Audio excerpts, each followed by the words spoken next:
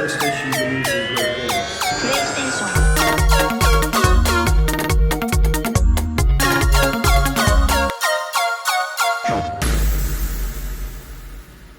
Welcome to CrossButton, our fortnightly deep dive into all things PlayStation. I'm your host Dan, and I'm giving a big PS high five to the other two resident ponies joining me on this fine Sunday evening on the 23rd of January 2022. It is the ever dual sensible Heather and Laurie. Evening, guys. You okay? Hello. Hello. Hi there. Evening. Hello. Laurie's delayed, so could just start saying hello in like 10 minutes or something. Disgraceful. What are you drinking now, Laurie? Hello. Nice glass of water, or what is it? Yeah, just a nice glass of water today. Keep yourself hydrated, Heather. Supping on anything? Anything interesting? Water, to be fair. Water as well. Oh, I'm booking full Dry fat, January. full fat Coke for me. Oh my god. That says everything, doesn't it? I've exercised today, so I'm treating myself with a little bit of sugar. So we're going to talk a little bit while what we've been playing first. I think jump into maybe a couple of games. I'm not going to go for anything. I've just been playing shitloads of Rocket League, so I've not really got anything to add to the conversation. And also some FIFA as well, which Ultimate Team and the Team of the Year is out, so that's what I'm trying to grind for. I'm going to go to you first, Heather. What you playing at the moment? I just finished playing Life is Strange True Colors. And yeah, it was boss. Yeah. I didn't like the first one particularly, but I really liked this second one. It's a bit less, it's still very hipster, but it feels a bit less hipster, so I was like, this is like the appropriate level. Yeah, I liked it. I don't know, I know I should go back and like play again for the other endings and the other scenarios, but I don't think I will, because I always tend to make the same decisions regardless. But yeah, it was good. I liked it. I thought like visually it was cool. I liked the little aura empath thing. Like I thought that was cool. And yeah, it was fun. It was quite short. It was a lot shorter than I thought it was going to be. But it was really good. And I also just finished Sackboy, the new one, which was a total opposite. It was way longer than I thought it was going to be. Right. And it felt like it was never going to end. Too long. Yeah, a little bit. I was like, I'm done now. Yeah. French is yelling at me as the big sack lady, and yeah, it was getting a bit much. It was good though. Texture-wise, very cool. I was going to say, with Life is Strange True Colors, I was desperate for that to go down in Black Friday sales. I was like waiting for a decent deal on it. I think it went down to like 30 quid at one point, so just withheld. But I know there was a couple of deals on the PlayStation store for it, but I've never played any of the... I've not played the first one or the second one, but I absolutely... I have it physically, so I'll send it to you.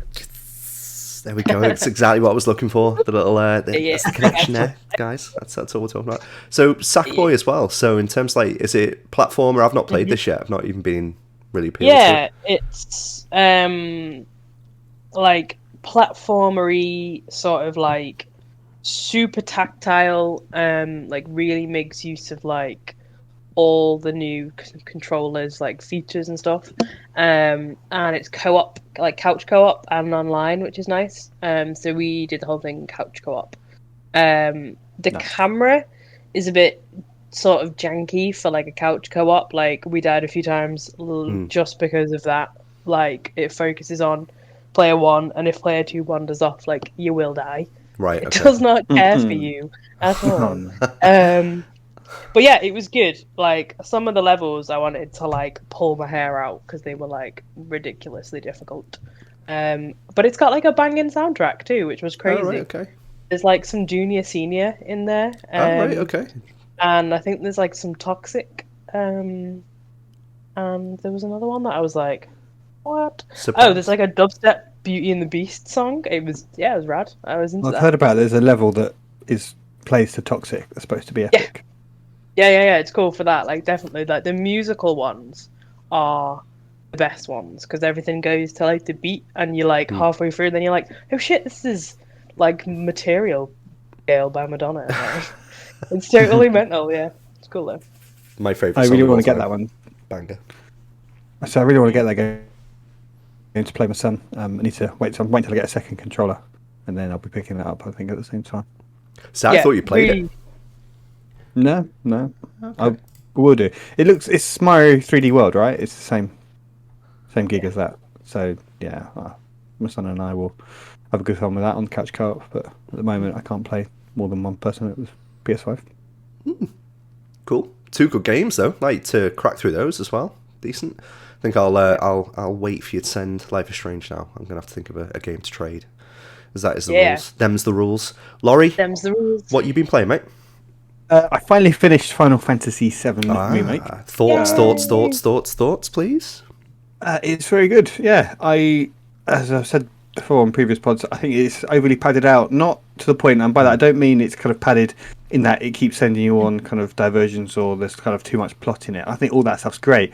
It's more when you're kind of sent to the next point you need to get to, they send you down like a tunnel where there's just endless, far longer than it needs to be, and there's like crane moving mini games. You think, what the fuck why am I doing this? This is so boring. Why you have to piss around trying to solve these things that are really slow to move around, and it just padded out for that reason. All the kind of story diversions and padding I loved. I thought it was great. I thought the acting was really good, and the whole production values of it are just ridiculously high.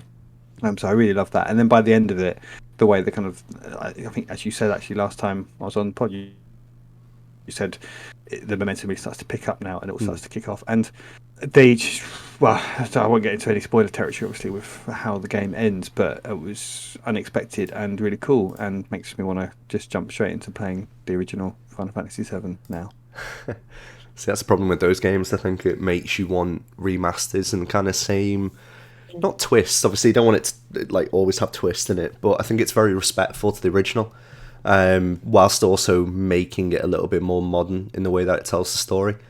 So yeah, I'm really excited. I've kind of put off playing the Yuffie DLC. I don't know if you're going to jump into it next, or you're going to give it a bit of a break. No, I think it was about 27 hours. I've clocked up. That's far. That's plenty for me in one game. I've got no desire to get back into it. If it's in a year or two, if it's on sale, I'll probably pick it up. If it's tenner or thereabouts, so, yeah. But now I'm kind of good with it. I'm just kind of having a bit of a palate cleanser now, just playing a bunch of indies. Good, cool. Prepping for that next. Horizon comes out. I was going to say either Horizon or going back and playing. What was it? Death Stranding we were talking about. Death Stranding, yeah, I've got that queued up, but there's no way I could play that in a month. People online telling me, you can play that in a few weeks. That's like only 20-30 hours. I'm like, that's months for me. Yeah, 30 hours, that'll take me months. And I don't want to kind of rush through it. It seems like a really kind of, people say it's a really special game, and I want to just be able to play it at my own time and stuff. So I'll wait. There'll be periods later on in the year where it should be quiet. I'm sure that I can get a month or two in between big games. Absolutely. Well, it took me months to play. Yeah. And I have like no responsibilities. But even then, it was like I'd be like, all right, I'm gonna do one mission, but then I'd like wander off for like 3 days, and then I'd have to wander back again, and I'd be like, I've done nothing but deliver that man a pot, but I feel good about it. People say the ending cutscene's like 3 hours long, and that's like a week of gaming time for me. I just spend all week just watching a cutscene. It's ridiculous. Yeah. The cutscenes are beautiful, but like if you add them in, it definitely means you play the game for 20 minutes, but you are watching a cutscene for like 40. And then you're there's my hour gone.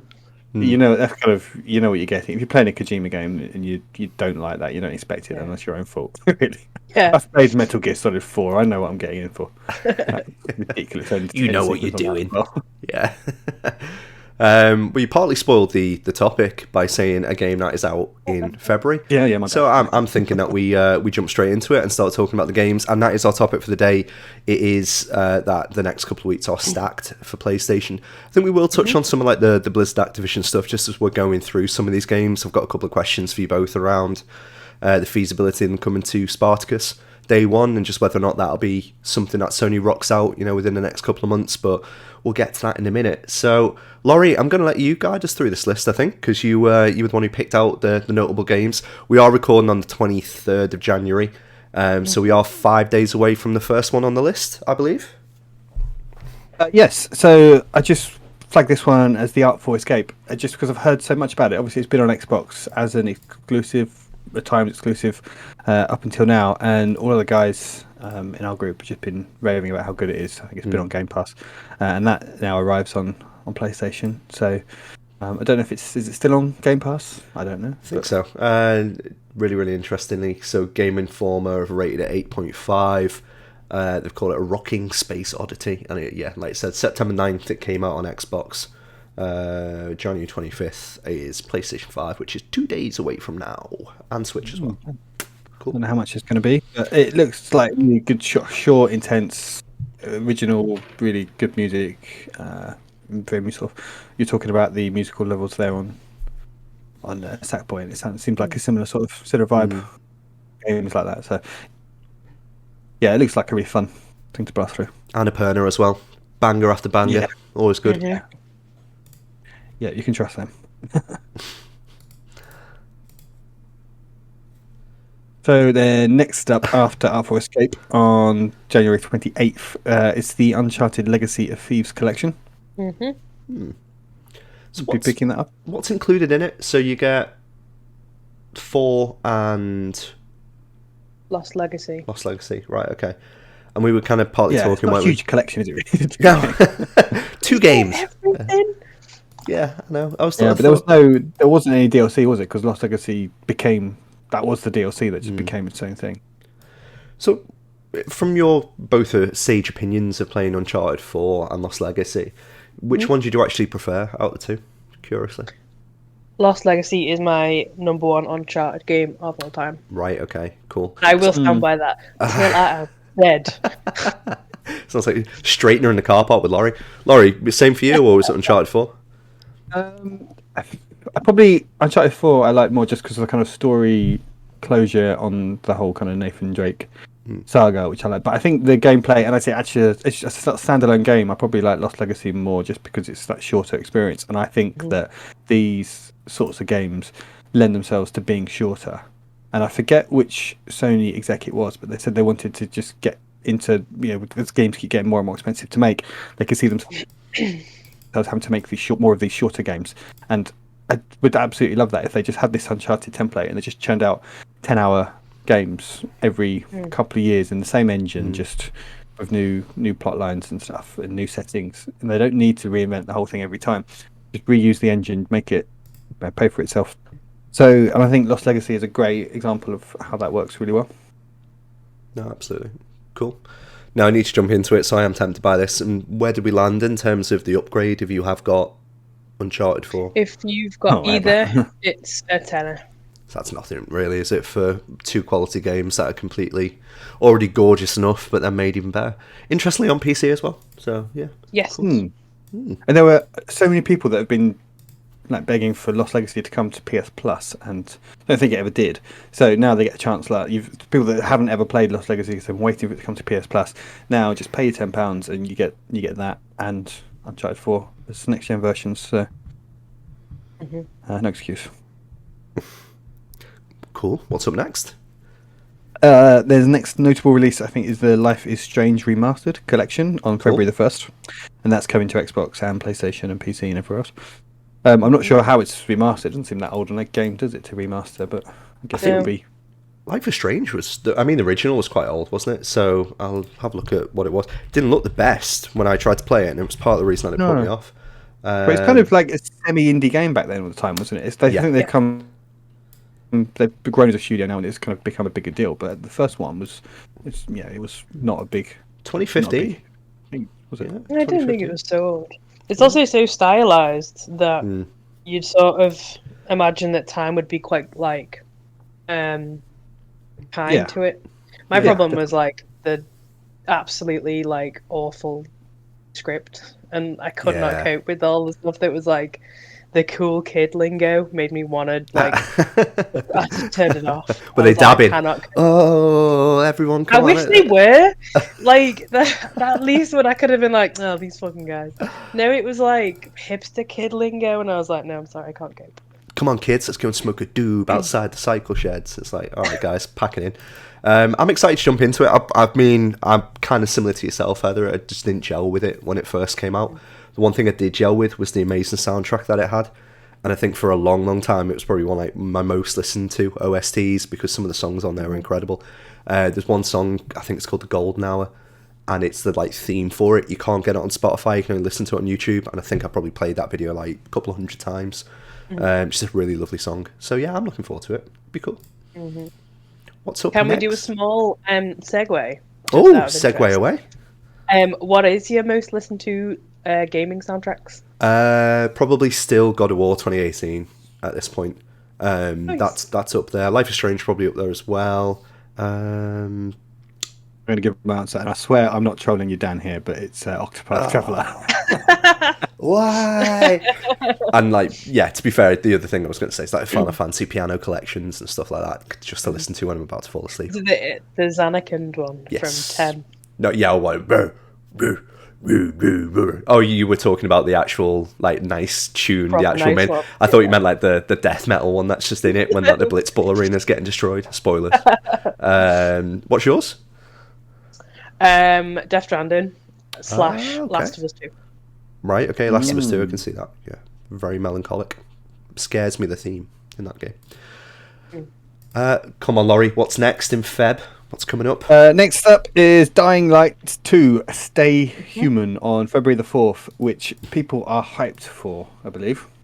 I never played the first, so it's like a parkour zombie kind of game, isn't it? Yeah. Yeah, it's quite early on in the last gen, I think, Dying Light. I think it came out even before I even had a PS4. So yeah, not one I've ever played. It is my number 3 most played game on my PlayStation 4. I've got 300 and something hours in it. What? Is it got like a multiplayer, or is it just you were just It jumping does have around a things? multiplayer. Okay. It does have a multiplayer in the you could do the whole game with a friend. There is a like I don't know how they describe it. It's like a zombie mode, so you can be the zombie, which is like a mega beast, and you hunt the players that are online. Mega Beast. Mega beast, because it's not like a zombie. It's not like a little shambler. It's like Yeah. a big dude with the things and You stuff. said Mega Beast, and instantly I just thought of the little cartoon fella that's on the back of a mega bus, and I was like, why is that? Why is that the thing that Yeah. automatically made me? Imagine that. Yeah, But that would be like, scary. really bad, but like massive. Did you guys see the Dying Light 2 devs put out the tweet saying, to do everything in this game, it's going to be 500 hours. And they did it as like What? a kind of boast to say, like, look how big our game is, like, everyone's going to love this. And everyone's like, no, fuck this game, I'm not playing this anymore. I'm not playing 500 hours. Yeah, apart from Heather, who's literally sat there going, oh yeah, Heather, that was I was like, that tweet was let's for go, you, laser lads. targeted at you. we So I go. hope you liked it because no one else did. And then like the next day they'd be like, okay, it's 100 hours to finish the game, and everyone's like, 100 hours, I'm still not playing it. And then they were like, okay, 30 hours if you're just going to kind of mainline it, run to the end, and then if you do side quests and stuff, then it's probably more like 100, and if you want to find everything and get all the endings, it's 500. But you could just like imagine just their PR team just like, stop tweeting, stop it, you're making it worse, stop it, just shut up. pack it in. Cool. Okay. Well, that's one for Heather then. So chuck that on the list. We're not going to speak to you about 2 years after that point. Then, if you're going to put 500 hours into it, That's baby hours. Like we know that. I'll be done before March even rolls around. Laurie, after Dying Light, Stay Human, Dying Light 2, Stay Human, what is next on your magic list? I don't know if this counts as a big release. Ollie Ollie World. A lot of people hype for it, and That Sony have looks been cool. bigging it up as a big game. Ollie Ollie World. Yeah, either you guys into Ollie Ollie games? I I've wasn't. never played any. No, I've not. But this kind of has piqued my interest at this point in time because some of the previews of it look really, really cool. And our group, especially, was it Lewis? He was banging on about Ollie Ollie for God knows how long as well. Stuff like this, doesn't he? Oh, God's sake, yeah. It's like that mountain downhill thing, and it's Yeah. like sort of Two that things sort he of gameplay. talks tough, about. but when you nail it. Yeah, games like this, and then that stupid little Lego Cross-Plays logo that you got. That's now redundant because we changed the logo. Sorry, Lewis. That was cruel. Next up then is February the 8th, Sifu, which is getting all the hype as well. That looks boss. It's gone. Yeah, let's go. Yeah, it went through like a little bit of a hype drought, and then it seems to have just peaked. Seems that a lot of people that have had previews of it are saying this is very, very good, and it's one to kind of pick up. But it's not a full price game either, is it? It's 20-30 quid. Remember rightly and seeing it. Yeah. Excited about that one. That looks cool. I think a lot of I people are imagine it'll hyping be it just quite because short. it's gone. Like quite short. Like, Yeah. Kind of... I think the replayability of that, it looks as if that's what's going to be the thing that kind of hooks you in a little bit. But you going to pick it up, Laurie? Probably not, just because I've got a few things to play already. And that's why it's I on wouldn't your get around to list. playing it. I wouldn't get around to playing it, and it's the sort of game that will be like a fraction of the price by the time I do get around to playing it. So, but it looks cool, and it does look like fun. It looks like all just the combat from Sleeping Dogs as an entire game, and I like it's got a weird mechanic where if you die, you age, don't you, and you get older. Yeah. And So you get older, so you have less health, but you are stronger. Okay, right. Okay. Or more deadly, I think is how. Surely there comes a tipping point where you're not stronger because you're like in your 60s and like granddad. Yeah. I don't know. But if I were, She's not I'm the dev, generally Laurie. shooting Come on, give her a break. game, so like I'd be there like really old man just trying to get through it. Wouldn't we all? Wouldn't we all? What's up next? What's up next is let's go to Horizon Forbidden West, the big one. February the 18th, that one.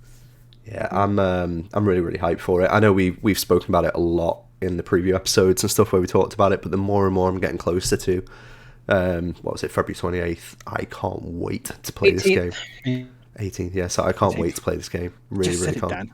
I know, yeah, sorry. It looks. Have you seen the latest trailer? It's a story trailer. So. What was that? Sorry, Laurie, say that again. Have you seen the latest trailer? It's a story trailer. I have. Put out. Yep, I have. A lot of people, I think, would just not want to watch it if they want to go in as blind as possible. But it doesn't really spoil anything. It's a pretty good trailer for that. Just looks interesting. Again, it's a build upon a lot of the things that people were quite critical of in the first.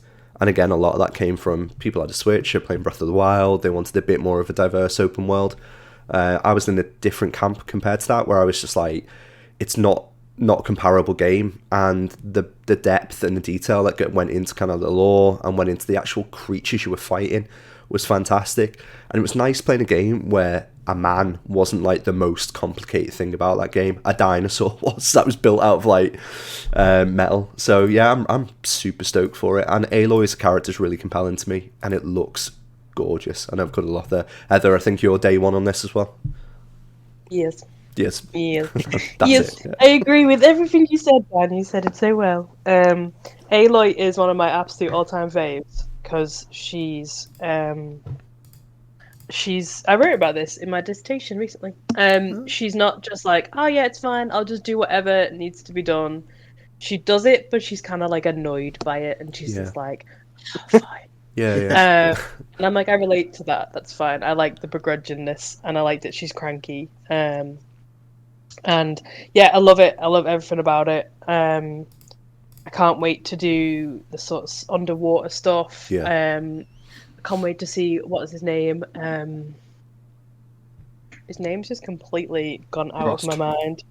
Lost? No. Islands? What's his name? Aaron? No, El. Oh yeah. The main, the big mustache from the first one. Oh yeah. Like, Oh yeah. Yeah. Him. I can't think of his name. You know what you Even it's like Yeah. that guy. The guy with the chash. Yeah. The guy with the tash. The cute Likes guy. a drink. Yeah. Yeah, I'm excited. I'm excited for the little is it like a grappler? The little sort of like the movement stuff and that kind of thing. I think it's going to be really good. It should have been a game of the year first time. So Yeah, it should have been. Agreed. whatever. It was close. Very close. Tough year though. Tough year for it. I'm hyped for this game because I think there is no. It's good to know the game coming out, and there's no way they could mess this up. I can't see how it's not going to. They could just make exactly the same game as the first one, and I would love playing it for 40 odd, 50 odd hours quite happily. But the fact that it's going to look far better. It's going to not have horrendous loading times. It's going to. It's going to have an interesting new story, and because I know before playing Horizon the first time, it was kind of really surprised me how good all the kind of backstory and lore and the history of the kind of all that how well they wrote that, and now I know all of that going into it. I kind of want to see where they go next with the story, so I'm looking forward to seeing that. There's going to be new mechanics. There's that kind of glider and hook shot type of thing, so there's more traversal things. So I know it's going to be just as good as the first one and better. So I can't see how they mess it up really. It's got a big potential, and I can't see it failing based on the type of game it is. And if it gives me more like dingy, lore-filled dungeons to go and explore with weird mechanical creatures in, then I will be a happy chappy. And is there anything? Needs to be good. Needs to be good for them. It does, of course it does. And I don't think they'd be hyping it up as much and showing as much off of the game at this stage if they weren't confident with it. Gorilla seem to know exactly what they're doing, and is it Herman Hulst who's now the head of the PlayStation Studios? So they clearly value where he's come from quite highly. Anything else, or are we wrapping it there for what's coming out in the next couple of weeks? Have you got something up your sleeve? There's one more very big game coming out. There's one more mega one. In February, there's one more game coming out, Elden Ring. I don't know if you've heard of this one. No, not heard of that. Little indie game. Yeah. Yeah. Quite hard, I believe. I've got the special edition pre-ordered. I will not sell it. Yeah, I'm very, very happy about that. I'm whispering it very quietly because I think it's a rather large one. And then in terms of playing through this game, I'm pretty sure I'm going to play it for like an hour. It'll scare me, and then I'll never play it again. Because it's just that type of game. Like, I was terrible at Bloodborne. Any of the Soulsborne games, I'm just awful at. So, is this your bag, Heather, is it? Yep. Oh, God. Getting that, it's going to be platinumed, baby. Are you going to play this or Horizon first? You play a week of Horizon, but then you're going to stop playing that to play Elden Ring? Or is Elden Ring going to wait until Horizon's finished? Probably going to do Horizon first. The problem is I have loads of birthdays coming up, like big events as well. So I'm like... Everybody has to go home by 6 o'clock. You can only have one. No, not my birthday. Other people's. So there's lots of events happening in February. So I'm like managing my time to be like last week is free. But yeah, it's definitely going to be, I think, a case of probably Horizon and then a little bit of Elden Ring on a weekend, and then once I've finished, a little bit. It does seem like the sort of game you can just casually dip into, yeah. Yeah, because I feel like I'll die a lot, and then I'll be like, fuck this game. Let's go back to Aloy. Yeah, you've just reminded me that when Horizon comes out on February the 18th, that's half-term week, and my mum was coming to visit, or talking about coming to visit that weekend, and I'm like, no, you can't come the weekend that Horizon's here, because they'll just like take over the TV, and they'll want to watch like really shit ITV programs and stuff. Have her come round. You pack up your PlayStation and Horizon and go on that week-long work conference that you've got at that hotel that you have to go to. That sounds fine. That sounds really reasonable. Yeah. I think you should do that. We both heard that you had to go on it, so we can vouch. I'm sure my wife would love it if I just left her with her mother-in-law for a week. Who are these two random people that keep on calling me trying to vouch for the fact that you're lying to me? Well, we've got a PlayStation podcast, and Elden Ring, from what I've seen, obviously wasn't able to play any of the beta that was out. Max in the group is just absolutely fawning over it, and I think he can't wait for this game to come out. Just seemed like people are proper fanatical over FromSoft games, and this one does seem to appeal to a bit more of a mass market as well, with the fact that it's open world, and it is multiplayer as well, so you can get that assistance from people. But yeah, the only thing that made it look silly to me was the fact the horse could jump over mountains, or it was just a ridiculous jump, and I was like, that is a bit silly. But apart from that, I'm in. That's such a weird thing to have an issue with. It was strange. It's just unnatural horse mechanics don't really sit well with me. It's because you're about to fight people that are probably made of like goo. Is it a magic horse? Probably. If it's jumping like that, it's going to have to be. Jump. Yeah. Has it got wings or anything? Or is it... Evidently can't go lame, can it? So it's got to be magic. So. Cool. Magic horses. Magic horses. That's it. Anything else? Or are you happy to? I know Destiny 2. We can stop there unless you want me to keep going into March, but I think that's a good point to end it on. There's quite a few in March, but we'll hold off on that for another day. I think that's quite good. So just kind of like wrapping off what I said before in terms of like the Blizzard Activision stuff. We're keeping this positive. We're keeping it light. It's a PlayStation podcast. We're not bitter or twisted or angry about something, mainly because I've got an Xbox underneath there, and you've got one in a box somewhere. Heather and Laurie will probably pick one up at some point. We just love games, guys. It's all about the games. The deal itself, in terms of like opinions of it, I gave mine on the Crosscast the other day. Just said it's not great for gaming. However, I understand it from a business perspective. Sony's won the console war, evidently over the last 2 generations, and they've got that market share now, which isn't going anywhere. Xbox are moving in a different direction in terms of subscription models. It's going to be very interesting to see what Spartacus is. And again, I know we touched on it. Do you think there's any chance that it'll be out before Horizon's out, and we'll get Horizon day one on there as a subscription? Yeah. No, No. too early. No, I don't think so. No. I feel like this deal, even if it was ready, this deal may have delayed things just in terms of how they want to manage their stuff. But I just feel like a subscription model isn't necessarily suited towards the big PlayStation like IPs necessarily. Fair. In terms of people will still buy them separately and never subscribe to like PS Now or like PS Plus. Whereas if it was more like we talked about it on the last sort of preview about like the retro stuff, that I think has a lot more value for like, you know, a different kind of audience who want to play it. But I don't know. Yeah. Laurie, what are your thoughts? I think there's no chance that the new Game Plus, whatever it's going to be called, or Spartacus, might launch before then, because there seems to be a few rumours going around that it is coming soon. There's like taking off the PlayStation Now credit from the stores and stuff you can't buy, and there's a few other hints that I forget now. But there's no way that Horizon's going to be on it. Like Sony's whole strategy is they need to sell these games at £70 a pop or thereabouts, and get the money in. That's they're investing.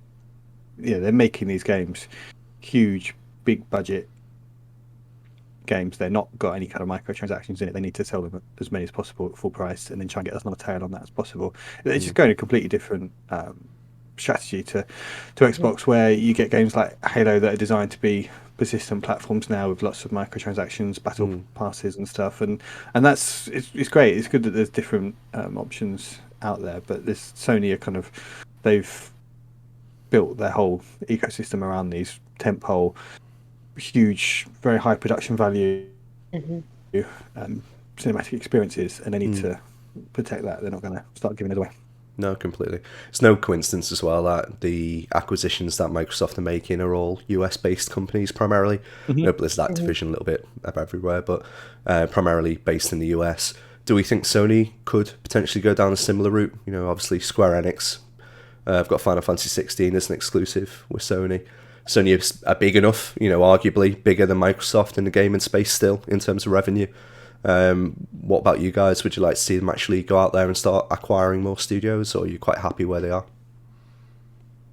It's tough. I don't really want them to acquire more studios because I don't want to accelerate this race into everyone just having their war chest of content that is exclusive and there's fewer people playing it, because that's bad.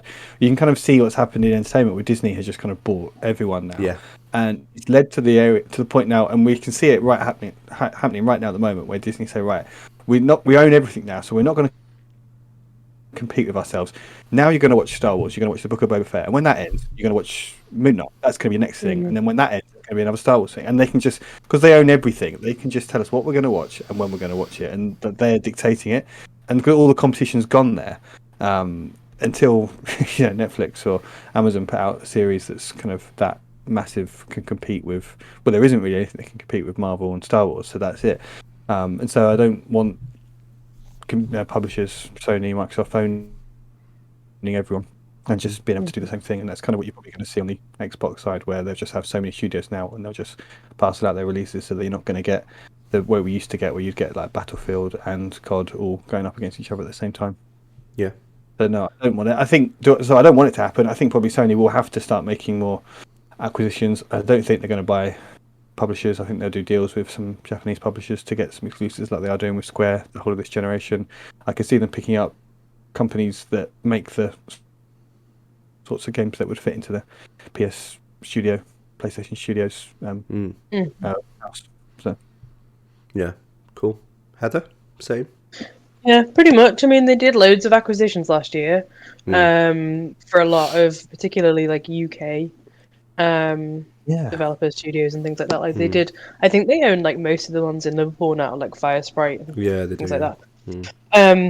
And on the one hand, like I think that's really cool because it gives like a lot more practical things in terms of like job securities and expansion, and you've got that sort of safety net behind it. But then also it comes with its own problems. As if as an indie studio, you get to do a lot of the things that you want to do your way, but now you've got Mr. Sony, who kind of might be pulling some strings here and there. So I don't know. I guess it's two sides of a coin with that kind of thing. But yeah, I don't think they'll start buying anything super massive, super soon. I think, like Laurie said, it'll be deals. A lot more timed exclusives, maybe. Things like that. Hopefully. What I don't want to see is, like, you know, if you get the PlayStation, you get this version with these things, and then if you get the Microsoft, you get this version with those things, because that would suck. Would suck. It would suck, and especially if it's like, you're day one on this console, but you've got to wait 3.5 months for this. It's just a bit silly. The only one, or the only model that makes sense with is where you get like an updated version for PC. And it does make sense for, well, obviously Game Pass is primarily PC and Xbox anyway, but I've got no problem with any of the exclusives on Sony coming to PC as well, because more people get to play them, and it's on their medium, so power to them. It's going to be Activision interesting. Blizzard, just on the Activision Blizzard, the final point, it's kind of, it's interesting that it's only really, from a PlayStation point of view, it's only really Call of Duty, because the rest of the stuff, it's either mobile or PC stuff like Blizzard.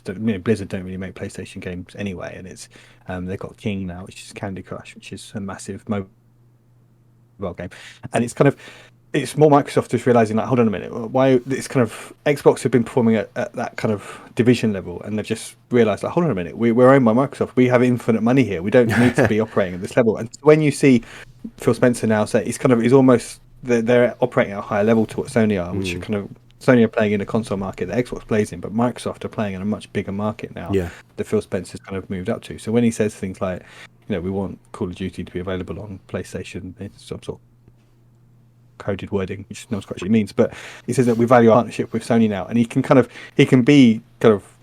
must be enjoying that, because he's like, yeah, we're not at that level anymore, we're now going across all of gaming, across every medium, not just console gaming. So I don't know how much it's a problem for Sony, because they're kind of the masters in their market, and Xbox are probably like thinking, well, we don't want to, you know, we've tried to be that market now for 2 or 3 generations, and we're never going to be able to beat Sony at that, but we can actually, we're Microsoft, we can do a kind of an Apple or Disney and just kind of overarch everything like Facebook and Amazon can, and that's where they see their competitors, and that's what they've said before in the past. So it's interesting. I definitely see Sony now more with Nintendo in that similar space, and Microsoft are just kind of operating at a different level now. Absolutely. Cool. Any more comments before I wrap us up? That was my wrapping up. That's what I do when I wrap up. That's why I'm not very good at Christmas present wrapping, but there you go. That is your lot for this week. Thank you very much for joining us on the CrossButton. If you like what we do, you can go to patreon.com/thecrossplayers. Alternatively, go to thecrossplayers.com, and there's a nice little fancy Discord link that if you click it, it'll take you through to where our rabble primarily lives. Heather, where can we get you online? You can find me on Twitter at Tevtins. Wunderbar. And Loza, where can we get you online as well? Twitter at the Eggman64. Wonderful. And you can find me at Dan Ward Tweets. This has been the CrossButton episode 3, and this will be hitting your feeds shortly. You already know that because you're listening to it. What a stupid thing to say. Bye-bye. Bye. Bye. PlayStation.